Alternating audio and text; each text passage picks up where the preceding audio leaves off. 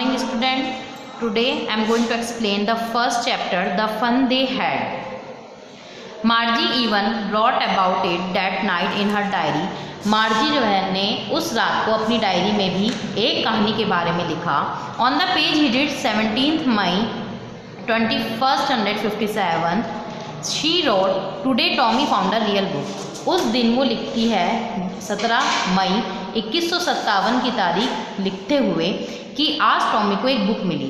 It was a very old book. Margie's grandfather once said that when he was a little boy his grandfather told him that there was a time when all stories were printed on paper.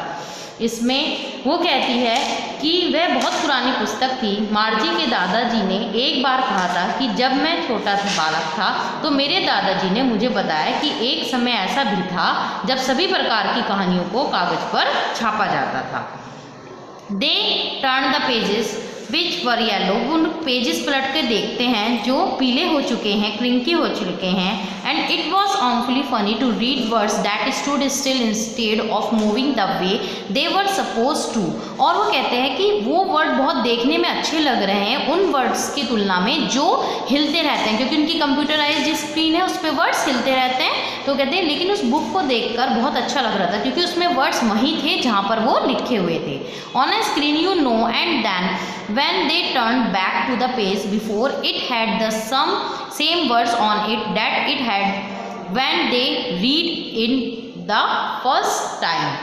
वो कहते हैं उन्होंने पन्ने पलटे जो पीले और मुड़े हुए थे और उन शब्दों को पढ़ना अत्यधिक आनंदप्रद था जो स्थिर रूप से अपने स्थान पर बने हुए थे, बजाय इसके कि वे स्क्रीन पर चलते रहते थे, क्योंकि उनकी स्क्रीन पर जो वर्ड्स थे वो हिलते रहते थे. और मार्जी ने पहली बार कोई प्रिंटेड बुक देखी थी, इसलिए उसके लिए बहुत ज़्यादा ये इंटरेस्टिंग मोमेंट था.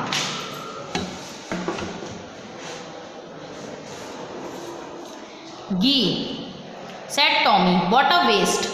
When you are through with the book, you just throw it away. I guess our television screen must have had a million books on it, and it's good for plenty more. इसमें वो आगे कहता है कि गी it means, वो कहता है उसे एकदम गी बोलता है हट करके.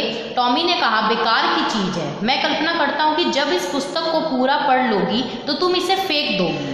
हमारे टेलीविज़न की स्क्रीन पर असंख्य पुस्तकें होंगी और यह अच्छी बात है कि उस पर और अधिक पुस्तकें भी आ सकती हैं.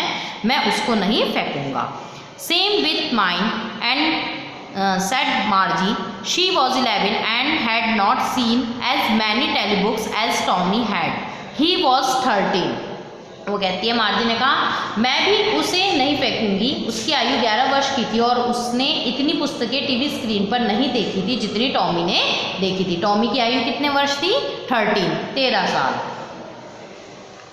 She said where did you find it. उसने मार्जी से कहा तुमको ये कहाँ से मिली? In my house. He pointed without looking because he was busy reading in the attic.